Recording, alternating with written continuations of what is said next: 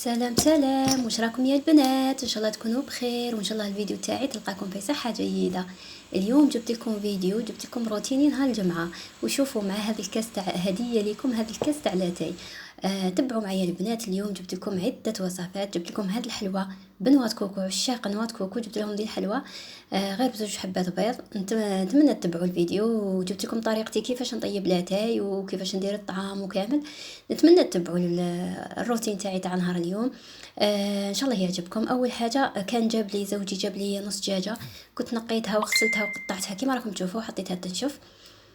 وجدت الخضره تاعي، حطيت هنا البصل تاعي، عندي الجزر، عندي الكورجات، ولفت ما شريتش، لفت كان عند الحانوت هنا جارنا يبيع شويه مذبل، ما عجبنيش ما شريتش.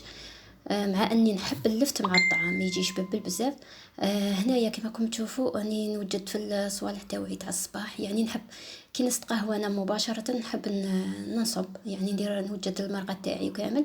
ومن بعد نروح كي نغلق الكوكوطه نروح نقضي صوالحي الاخرين. ديجا كنت رفدت الفراش واستقهويت، ومن بعد ندير الطعام تاعي، ومن بعد نروح نقضي صوالحي الاخرين ونسيق وكامل هكا باش نحيه وباش يطيب يعني بكري. هنايا بعد ما حطيت اللحم تاعي حطيت الزيت طبعا، وما نكثروش الزيت، راه تقشوا في هاد الايامات في الزيت. عندي هنا حبات، انا حطيت درت زوج حبات تاع بصل باش تجيني المرقه ثقيله. طحنتهم ولا قطعيهم، انا نطحنهم، انا نحب نطحن. والجو تاع اليوم البنات راه بارد بارد بارد يعني. الشميسه بصح معها الغيام، هذيك الشميسه البارده هذيك. هنا عندي توابل، عندي فلفل كحال، عندي فلفله حمراء، عندي فلفله حمراء حاره، وعندي العكري. وعندي شويه كركم، وعندي اسكنجبير، وعندي القرفه. طبعا القرفه درت تاع العود، وثانيك درت تاع الغبره، بصح تاع الغبره درت المطحونه، نديرتها كامل مع الاخر، ما نديرهاش دوكا. هنايا ونخلي هذيك اللحم تاعي يتقلى شويه مع البصل. على بالي كامل ديروا طعام بالجمعه، وشنو كل واحد كيفاش يدير، كاين اللي يديرها بالمرقه حمراء، كاين اللي يديرها بالمرقه بيضاء. انا نصارحكم، انا نحب طعام بالمرقه بيضاء، نموت عليه، نحبه بالبزاف، ودائما نتشهاه. لكن للاسف انا زوجي ما يحبش الطعام بالمرقه بيضاء، وما ياكلوش اصلا، ما يستوعبوش. ملا الجمعه دائما عندي لازم مرقه حمراء، ماشي كي نحب ندير مرقه بيضاء كي من ذاك نتوحشها نديرها كي نكون وحدي، يعني في نص السمانه ترشق ليها كان ندير طعام بمريقه بيضاء. بصح كي راكم تعرفوا البنات، كي تكوني وحدك ما تحلالكش الماكله وحدك، يعني لازم يكون مع الجماعه وكامل.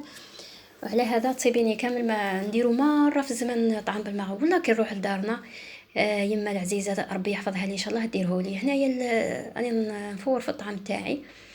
وعندي الخضره البنات، هذه الخضره انايا شوفوا رميت الجزر فقط مع اللحم وغلقت عليه، درت الطماطم مصبره، ودرت قدره واحده اخرى درت فيها الخضره هذه، البطاطا والكورجات والحميصه. الحميصه اللي مشمختها برك يعني ماهاش طايبه.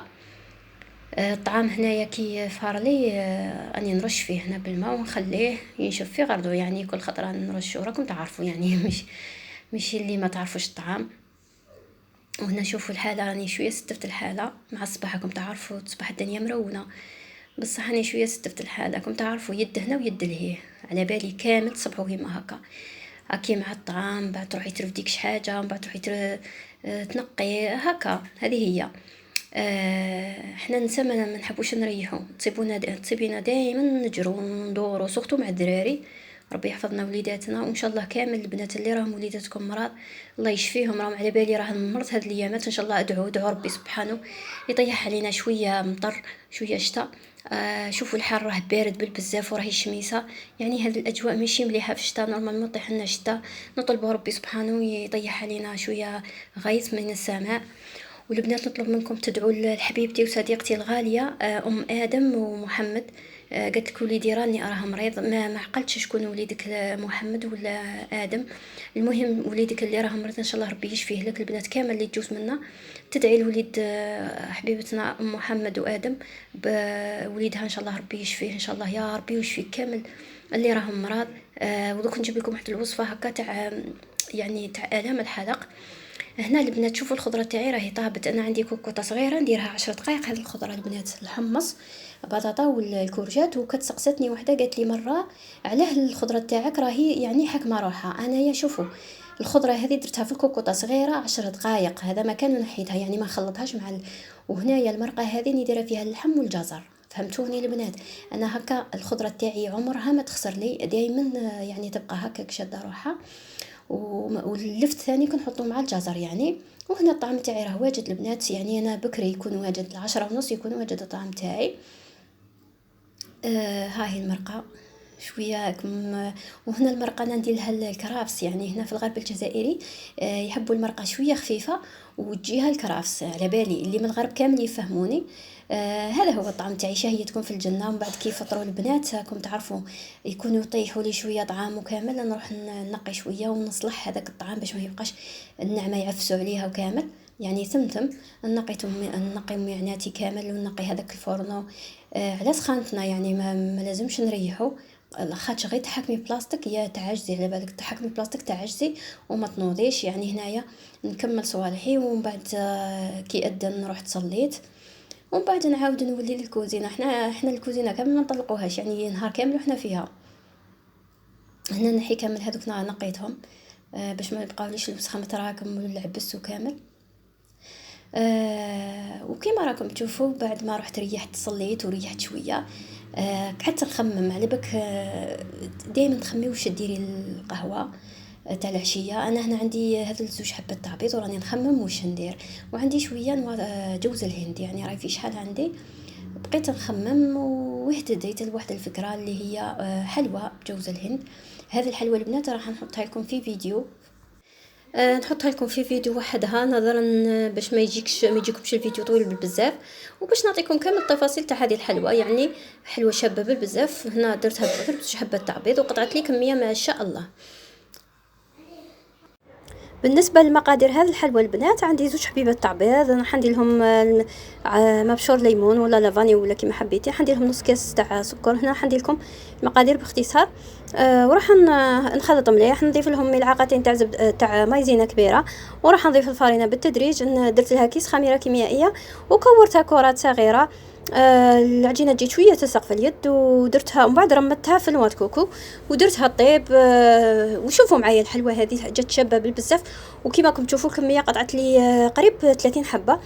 نتمنى تجربوها، ودوك نحطها لكم بالتفصيل في فيديو وحدها، ونحط لكم الرابط في الوصف. بالنسبه للوصفه اللي وعدتكم بها تاع يعني الام الحلق، هذه وصفه هايله البنات وحتى للسعال. هذه الايامات راه المرض بزاف البنات، نوصيكم برك بخروا يعني في الديار تاعكم ديروا الكاليتوس والزعتر والقارص. هذا القشور تاع القارص انا عمري ما نرميهم، نحب نخبيهم دائما، يعني نديرهم في الكونجيلاتور، سواء نطيب بهم شربات سواء ندير بهم دواء كيما هكا. ديروا قدره تاع ماء وديروا الكاليتوس والزعتر وخلوه في الدار باش المرض كامل يموت. يعني هذه التجربه تاع والدينا بكري. هنا ديت واحد نص حبه تاع قارص، نحصرها مليح البنات، نحصرها يعني كامل هذه الحبه تاع القارص نحصرها. هنا عندي العسل الحر البنات، انا هذه الكميه تاع العسل الحر شريتها 100,000، راه غالي بالبزاف بصح معليش على صحتك وصحه ولادك. اشري خير من اللي تشري زوج بايط دواء ب100,000. اشري هذه الكميه، يعني قوبلي معمر 100,000، خير من اللي تبقاي تشري في الدواوات. وان شاء الله ربي يشفي كل مريض، وان شاء الله وليداتكم ربي كسروا غير التيزانات، وديروا تيزانه تاع الزعتر بالقارص وديروا لها ملعقه تاع عسل، واعطوا وليداتكم. هذه ثاني تيزانه مليحه بالبزاف. بالنسبه لهذه الوصفه البنات، هي كما كنتم تشوفوا عصرت القارص ونضيف له ملعقه صغيره تاع عسل حر، ومن بعد نحطه على النار يدفى، يسخن، يعني يسخن ماشي يدفى برك، يسخن مليح، وعطي لولادك يشربوه ولا نتيا. المهم هذه الوصفه الالم الحلق صدقيني، يعني هذه عن تجربه، راح تبراي ضربه واحده، يعني بلا ما تهذوك الدواء تاع الطبيب وكامل، يعني لا حكم كرزيك ولا الحلق تاعك، وحتى مليح ليزونجين ومليح ثاني للسعله. هذه اليامات راهي تحكم الدراري السعله واعره، سورتو في الليل وما تروحش كامل. انا وليداتي كامل مرضولي، وان شاء الله وليدات المسلمين كامل ربي يشفيهم، وليداتكم كامل ربي يشفيهم. نتمنى نفيدكم بهذه الوصفه، ان شاء الله ديروها.